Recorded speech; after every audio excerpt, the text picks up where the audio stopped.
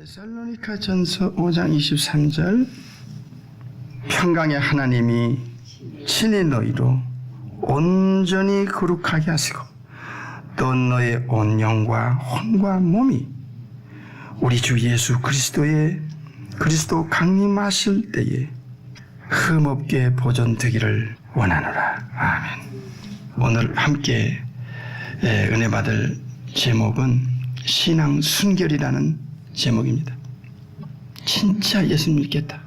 그 전에는 교회를 다녀요.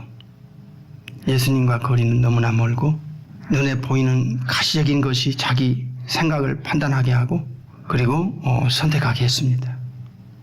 어느 날 교회가 나에게 어떤 곳이냐, 교회라는 것이 무엇이냐, 신앙생활이 무엇이냐에 대해서 어느 날 설교를 듣든 성경 공부를 하든 기도를 하든 지금까지 관심 밖에 있었고 그저 당장 보이는 눈에 보이는 사람, 분위기, 환경, 교회 건물 안에서 일어나는 그런 것들에 의해서 자기가 끌렸고 또 선택을 하고 또 그것이 신앙생활인 줄 알았는데 아니야. 이거는 종교행위야. 기독교 종교행위야. 진짜 신앙은 예수님을 만나야 돼. 예수님과 내 영혼과의 관계성. 예수님과 나는 무슨 관계냐. 나는 예수님을 어떤 대상으로 보고 예수님과 나와는 어떤 관계에 있으며 나는 예수님에 대해서 어떤 고백을 하고 나는 예수님을 얼마만큼 중요시 여기며 내 인생의 삶의 우선순위에서 예수님은 나의 삶에, 내 인생에 어느 정도 중요한 분이냐에 대해서 이제 눈을 뜨기 시작하고 그 관계가 곧 신앙생활이라는 거 하는 것을 알기 시작하면서부터 신앙의 이제 핵심으로, 본질로, 신앙의 중심으로 들어가기 시작합니다. 반면에 예수님은 나를 어떻게 보시는가? 예수님은 나를 어떻게 대하시는가? 예수님은 나를 어떤 관계로 보시는가? 내가 예수님을 보는 관계, 내가 예수님을 보는 시각, 예수님과의 관계를 내 입장에서도 생각하지만 예수님 입장에서는 예수님은 나를 어떻게 보실까? 어떤 시각으로 나를 보실까? 과연 예수님은 나를 인정하실까? 이런 문제들을 생각을 하고 묵상을 하고 또 고민을 하는 그런 때가 와요. 이게 본질이에요. 예전에는 비본질이 본질 자리에 차고 들어왔어요. 사람 만나고 조직에 끌려가고 또 분위기에 젖어 있고 그게 신앙생활인 줄 알았어요. 예배당 안에 들락날락하고. 그런데 어느 날부터 이거는 내 영혼을 보장해 줄 것들이 아니야. 그것이 신앙생활 하는데 필요하고 울타리인 것만은 틀림없어요. 그러나 본질은 아니에요. 혹시 내가 그런 사람은 아닌지에 대해서 우리 자신의 자가진단이 필요합니다. 예수님을 믿음의 대상으로 확실하게 살고 하나님과 나 사이에 중간에 길이요 진리요 생명 되신 예수님과의 내 영혼과의 관계가 더 있지 않으면 바람 부는 대로 흔들리는 갈대처럼 우리의 신앙이 갈팡질팡 하면서 줏대 없이 갈대 같은 그런 그 마음 상태로 우리가 신앙생활을 한다는 것을 우리 스스로 느낄 때가 있습니다. 환경에 흔들리고 인간관계에 흔들리고 분위기에 흔들리고 건강이 안 좋으면 흔들리고 물질 문제가 부딪히면 흔들리고 신앙의 순결이 무엇인지 신앙의 절개가 무엇인지에 대해서 의식조차 없이 비본질을 붙들고 신앙생활을 하고 생각했기 때문에 이 비본질이 흔들릴 때는 신앙 자체가 뿌리채 흔들린다는 것을 알게 되었습니다. 어느 날부턴가 이건 아니다. 어느 날 냄비처럼 확 끓어오르는 그런 신앙인 줄 알았더니 어느 날 자기가 보니까 푹 꺼져 있는 바람 빠진 공풍선처럼 내가 지금 이게 신앙생활이냐? 내가 진짜 예수 믿는 사람이냐? 에 대해서 자기 스스로가 놀랄 때가 있어요. 어떤 분이 몸이 너무 안 좋아서 한국 가는 길에 한국 가서 좋은 병원에 가서 진단을 했더니 조직 검사를 하자 그러더래요. 그래서 갔더니 결과는 암이었습니다.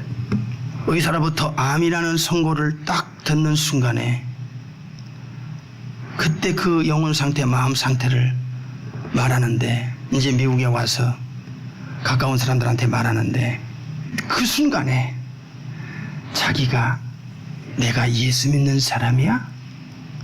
나 천국을 향해 가는 사람이야? 창조주 하나님이 내 아버지야? 예수님이 나를 구원하시기 위해서 천국에서 오셨다 가시고 나를 천국집을 지어짓고 기다리고 계신다는 것을 내가 믿는 사람이야? 나 성령으로 거듭난 사람이야? 그래서 자기 스스로 자기가 보이는데 자기 속이 보이는데 자기가 믿음이 없다는 것을 알게 됐다고 고백합니다. 우리 예수님께서 우리에게 그렇게 반복 강조하고 약속한 게 뭡니까? 심플하게 생각하십시다. 하나는 내가 너를 위해서 해줄 게 있다. 이거 사람이 할 수 있는 일도 아니고 네 스스로 할 수 있는 노력으로 되는 것도 아니고 학벌로 되는 것도 아니고 명예 권력으로 되는 것도 아니고 노력으로 되는 것이 아니다. 네 영혼의 영원한 운명을 바꿀 수 있는 길은 이건 창조주 수준에서 할 수 있는 일인데 첫째로 네 영혼, 썩은 영혼을 가지고는 너는 지옥 갈 수밖에 없다. 썩은 영혼을 하나님의 형상으로 바꿀 수 있는 그 또 한 번의 창조 본어게인이 너에겐 필요하다. 그거 내가 해줄게. 죽은 영을 살리고 마음을 새롭게 해주고 새 생명을 넣어줘서 하나님 자녀가 되게 해줄 거야. 내가 너를 위해서 그 무섭고 더러운 원죄와 자범죄 그 많은 죄를 내가 가져갈 거야. 죄에서 너를 해방시켜 줄 거야. 나는 죄에서 구원할 자라는 이름을 가지고 이 땅에 왔다. 죄가 없다는 사람은 예수가 필요 없다. 병원인 건강한 사람에게는 필요 없다. 의사 건강한 사람에게는 필요 없어. 병자에게는 병원이 필요하고 의사가 필요한 법이야. 죄 있다고 하는 사람은 예수 내가 필요하다. 내가 너를 위해서 죄에서 해방을 시켜주고 마물보다 심히 거짓되고 부패된 영혼, 예레미야 17장 9절에 나옵니다. 이 영혼을 그 거룩한 하나님의 형상으로 바꿀 수 있도록 또 한 번의 재창조를 성령의 하나님을 통해서 너를 해주고 그리고 사탄에게서 너를 건져줄 거야. 건져주면 사탄이 너를 또 다시 잡아 챙기려고 우는 사자처럼 들어다니며 산길자를 찾을 때 내가 너를 천국까지 끌어올릴 그 순간까지 너를 네 영혼을 지킬 거야. 너를 보호해줄 거야. 너 나와 생명적인 관계를 맺어야 돼. 너는 내 안에 나는 너희 안에 마치 포도나무와 가지처럼 끊을 수 없는 관계로 네 영혼과 나와 예수님과 관계가 맺어야 돼. 예수님 입장에서 이렇게 우리에게 말씀하십니다. 네 영혼을 나에게 맡겨라. 영원한 운명을 내가 책임질 거니까 네가 분위기도 아니고 인간관계도 아니고 조직도 아니다. 건물 안에 들락날락 하는 것도 아니다. 네 영혼과 예수인 나와의 생명적인 관계를 반드시 맺고 네 안에 내가 들어가서 네 생명의 주인으로 네가 인정하고 받아들이고 고백하고 나에게 순종하고 충성하라. 예수님께서는 예수 믿는다는 사람에게 이렇게 말씀하십니다. 예수님과 내 영혼과의 관계 속에서 신앙은 시작하는 것이지 그 나머지는 다 그렇게 신앙생활을 할 수 있도록 분위기를 만들고 환경을 조성해주는 울타리와 같다. 울타리. 그런데 울타리를 붙들고 예수님과 생명적인 관계를 맺지 못하고 이것이 신앙인 줄 착각에 빠진 수많은 현대교회 안에 현대교인들을 바라보면서 이 착각을 깨트려주고 이 착각에서 벗어나도록 이 분별력을 주지 않으면 그들이 임종 앞에서 피눈물 흘리고 죽으면서 이를 갈 것입니다. 한 번 죽으면 두 번도 기회가 없습니다. 죽음 앞에는 이제 영원한 운명만이, 그가 가야 할 곳만이 결정되는 겁니다. 죽은 후에 네가 가서 영원히 살 천국 안에 집을 지어줄 것이다. 네가 나를 위해서, 천국을 위해서 사는 그것은 냉수 한 그릇 떠준 것도 결코 상으로 계산하게 될 것이다. 언젠가 네가 천국에서 받을 것이다. 아주 쉽게 생각을 했습니다. 예수님과 내 영혼과의 관계가 신앙입니다. 이것이 세상을 다 줘도 바꿀 수 없는 관계입니다. 그리고 두 번째, 큰 틀에서 두 번째, 내가 너를 이렇게 해줄 테니까 너는 세상에 사는 동안 나를 따르라. 생명길 좁은 길을 가라. 나를 따라오려거든 너를 부인하고 네 십자가를 지고 나를 따르라. 천국을 향해 가는 사람들은 세상에 어떤 일이 있어도 결코 그 길을, 목숨을 걸고 그 길을 포기하지 않는다. 나를 따르는 양들은 내가 그들에게 부탁하는 건데, 내가 다시 이 땅에 와서 너희들을 부활시켜 천국으로 데려가는 그날까지 이 짧은 나그네 같은 인생을 살아갈 때에 하나님의 형상, 하나님의 그 도덕적 속성을 닮아라. 세상 사람들처럼 살면 안 된다. 하나님의 도덕적 속성의 첫 번째 본질이 holiness, hagios, holy, 거룩한 것이다. 하나님은 악을 참아 보시지도 못하신다. 그러니 죄는 모든 모양이라도 버리며 죄와 싸우되 피 흘리기까지 싸우고 바울처럼 날마다 네 자신을 죽여가며 거룩함을 추구하라. 내가 너를 위해서 이 엄청난 영원한 보장을 줄 때 네가 짧은 생에 살면서 너는 죄와 결별하라. 영과 혼과 몸을 내가 너를 부활시키러 다시 재림하는 그날까지 네 스스로 잘 지키고 보존하라. 내가 너를 위해서 하나님 앞에서 죄 처리하기 위해서 쉬지 않을 테니까 너는 혀를 깨물고 이를 악물고 이 세상에서 좀 손해보더라도, 인격적으로 무시를 당하더라도 많은 사람들이 너를 보고 손가락질을 해도 너는 나를 닮으라. 베드로전서 1장에 하나님은 거룩하시니 너희도 거룩할지니라. 데살로니가전서 4장 3절에 하나님의 뜻은 이것이니 너희의 거룩함이라. 거룩하기를 몸부림쳐라. 그래도 안 되거들랑 하나님 앞에서 내 이름으로 자백을 해라. 그 죄를 토해내라. 회개 자백하라. 그래서 예수 그리스도의 피로 씻고 또 거룩을 향해 몸부림쳐라. 이것이 바로 예수님께서 예수님을 믿고 따르는 자들에게 부탁하시고 요구하신 내용입니다.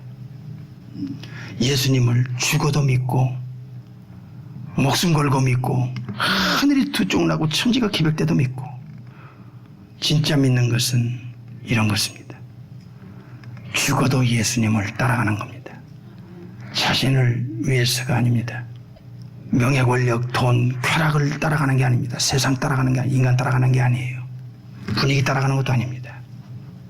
초대교회 때 무슨 너무 분위기가 있어요. 살벌한 분위기 속에서 잡히면 죽임을 당하는데, 현대 교인들이 이게 착각에 빠지면 임종 때 그 영혼이 위험합니다. 그러므로 나는 진짜 성경적 신앙을 하고 있는가? 내가 예수 믿는다고 하는데 정말 내가 믿는 믿음의 대상인 예수님이 어떤 분인지 내가 그 가치와 중요성을 정말 알고 있는가?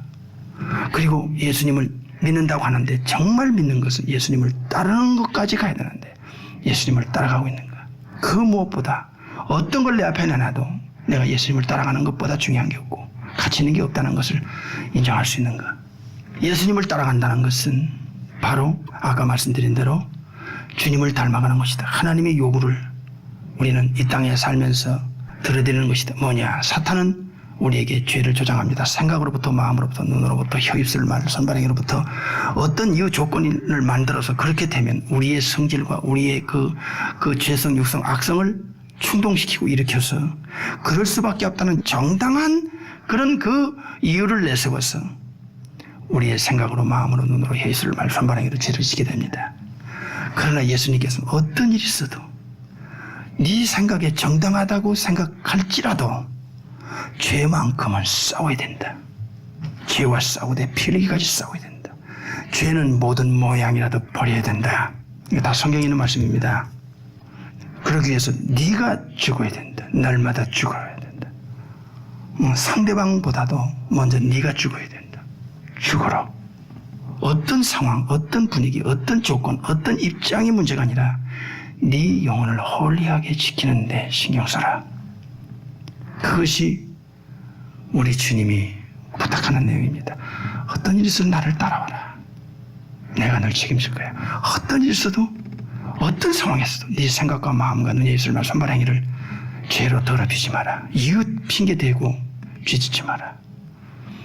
항상 기뻐하고 쉬지 말고 기도하고 범사에 감사하라. 이는 그리스도 예수 안에서 너희를 향하신 하나님의 뜻이라는 이 말씀을 우리가 기억해야 됩니다. 저도 모르게 불안 염려가 올 때 있어요. 내가 왜 이렇게 불안해야 되지? 그러면 제가 헛웃음을 웃습니다. 입술로 의지를 사용합니다. 제 생각과 마음과는 상관없이 충돌을 일으킵니다. 불안 염려와 내 마음속에서 또 다른 내 마음을 일으켜 충돌을 일으킵니다. 나는 기쁘다. 난 감사할 거야. 숨쉬고 있다는 조건도 감사하고 눈을 보지 못하는 그 소경들을 보면서 듣지 못하는 사람들을 보면서 말 못하고 수화하는 사람을 보면서 참 몸을 가눌 수가 없어서 휠체어에 앉아서 걷지도 못하는 분들을 보면서 이렇게 숨쉬고 있고 건강하고 예수님을 믿고 산다는 그 자체도 감사하고 아침에 눈을 뜨면 찬란한 저 햇살 바람에 흔들리는 저 녹색 그 나무 잎들 날아다니는 새들 근심도 걱정도 없이 그저 주인 곁에서 어슬렁어슬렁 꼬리 흔들면서 그 주인만 보면 즐거워하는 저 동물을 보면서 하나님의 자녀인 내가 천국을 상속받을 내가 영생을 얻은 내가 지옥을 면한 내가 예수님 때문에 항상 기뻐라 했으면 말씀에 순종해야지. 그래서 헛웃음을 치는 거예요. 허허허. 뇌는 진짜 웃음인지 가짜 웃음인지 일본 사람들이 의학적으로 발명하니까 그 구분을 못한대잖아요. 그냥 웃는 거야. 나는 기쁘다. 기쁠 조건을 생각하면서 웃는 거야. 감사하는 겁니다. 감사합니다. 내가 지금 숨을 쉬고 있다는 그 자체가 감사합니다. 어떤 상황이 와도 중환자실에서 의사 선생 바지가락을 붙들고 어떤 환자가 의사 선생님 나 1년만 더 살게 해주세요. 고통스러워도 1년만 더 살게 해주세요 하는 그 소리에 뭔가 전율이 와요. 내가 숨쉬고 살고 있다는 것, 입에 먹을 것이 들어간다는 것.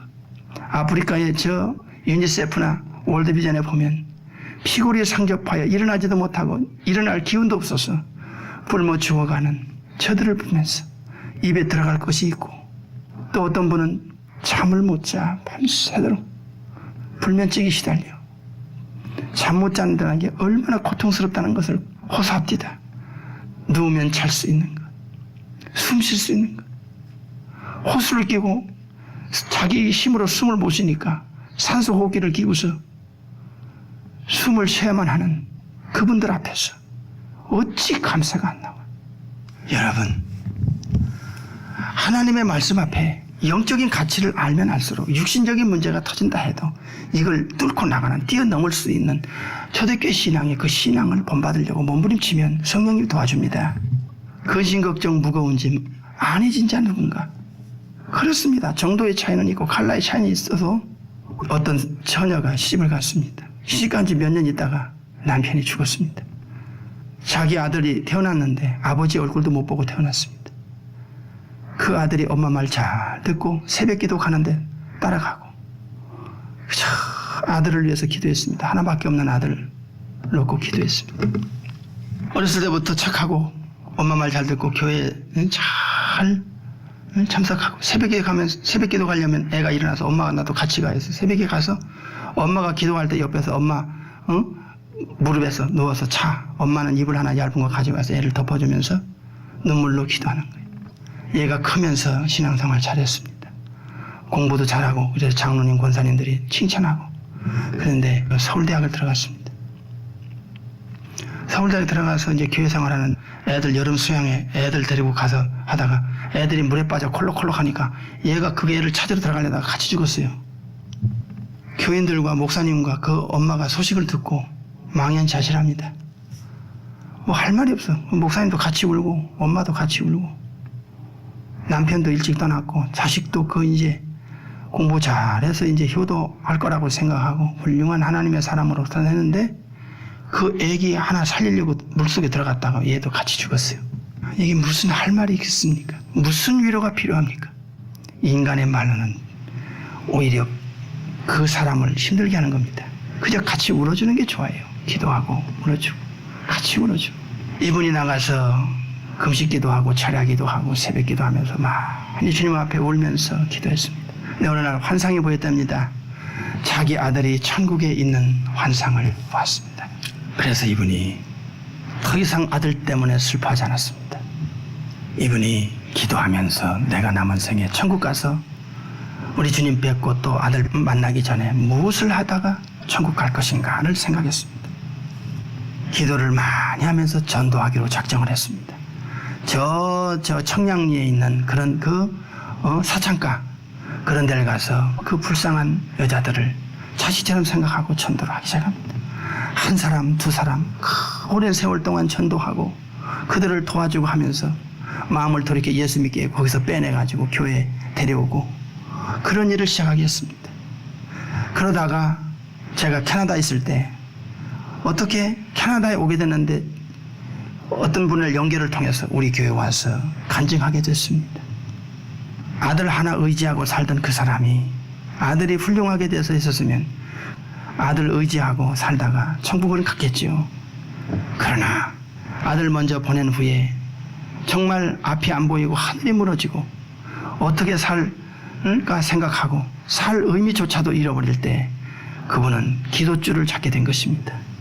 깊은 기도 속에 들어가 성령 체험을 하고 환상도 보고 은사 체험을 하면서 자기가 왜 이 땅에 태어나고 왜 예수님이 예수를 믿게 하고 그리고 남은 생에 주님 앞에 천국 가기 전에 이 땅이 다가 아니니까 천국 가기 전에 주님을 위해서 무엇을 할까 나를 구원하신 우리 주님을 위해서 뭘 할까 하다가 가장 사회 밑바닥 가장 아웃사이더 가장 세상에서 버림받았다고 생각하는 스스로가 그렇게 생각하고 실패자 나고자라고 생각하는 패배자라고 생각하는 그들을 향하여 천하보다 귀한 그 영혼을 위하여 일생을 던지기로 결심하고 가서 기도하면서 시간만 나면 가서 전도하다가 많은 사람이 그 권사님의 그 사랑의 손길로 예수 믿고 변하여 새 사람 되고 정말 구원받고 새로운 삶을 살아가는 그런 간증을 하면서 자기 자식을 죽어나갔을 때 그때는 자기도 죽고 싶었지만 더 이상 살고 싶은 마음이 없었지만은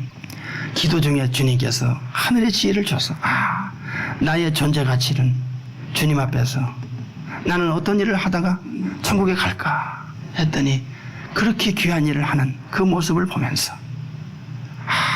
절망 중에도 크리스천들에게는 진정한 소망을 발견하게 돼요. 그걸 보면서 우리 성도들도 그때 간증에 많이 의대받고 낙심 속에 좌절 속에 있었던 캐나다 이민 왔다가 뭐 사업 한다고 했는데 어떤 동업자 만나가지고 쫄딱 망해가지고 빈손 돼가지고 뭐 죽느니 사느니 하고 다시 한국에 나갈 수도 없고 뭐 그 나이에 무슨 뭐 이제 뭐 노동하기도 그렇고 죽으면 지옥 가는데 자살하면 지옥 가는데 지옥 갈 수도 없고 그래가지고 땅 꺼지게 한숨 쉬면서 교회 들락날락 하는 분들이 아이고 그런 간증을 듣고 나에게 또 제2의 인생의 길을 가야 되겠다. 삶의 존재 가치를 이제 예수님 안에서 영적인 그런 시각으로 내 인생을 다시 점검해야 되겠다. 그래가지고 2000년 기독교 역사를 보면 눈물 납니다. 총구를 들이대면서 이슬람 세계에서 말이야 IS라고 그러잖아요. 그들이 예수 믿으면 죽인다고 하니까 차라리 죽음을 택하고 예수님을 포기하지 않고 천국 간 그 영혼을 보면서 저도 그냥 뭐 콧등이 시큰둥 할 뿐만 아니라 쫙 전율이 오더라고. 오늘 주님께서 우리에게 주신 말씀이 뭡니까? 아무개야, 악은 모든 모양이라도 버리라. 22절. 평강의 하나님이 친히 너희를 온전히 거룩하게 하시고 또 너희를 너의 온 영과 혼과 몸이 우리 주 예수 그리스도 강림하실 때에 흠없게 보존되기를 원하노라. 힘드십니까? 상처가 있습니까? 낙심과 좌절이 내일에 대한 염려와 불안이 있습니까? 막막합니까? 놀라운 일은요, 우리보다 수백 배 수천 배 더 엄청난 현실 속에서 하늘이 무너지는 것 같은 그런 황혼 속에서도 우리 선배 크리스찬들은 기도줄을 잡았습니다. 창조주가 내 아버지고 천국에서 내 집 짓고 기다리고 계신 주님이 내 주님이고 성령의 하나님이 내 안에 계셔서 오늘 죽어도 천국에 가서 영원한 찬란한 세계에서 복락을 누릴 자격을, 신분을 갖춘 우리들이, 내가 이제 삶의 터닝 포인트, 인생의 전환점을 가졌어. 내 남은 생에 어떻게 살다가 천국 갈 것인가? 천국 가서 주님 앞에 무엇을 내놓고 복락을 누릴 것인가? 이런 가치 있는 삶을 위해서 다시 한번 생각하는 이 시간 되겠습니다.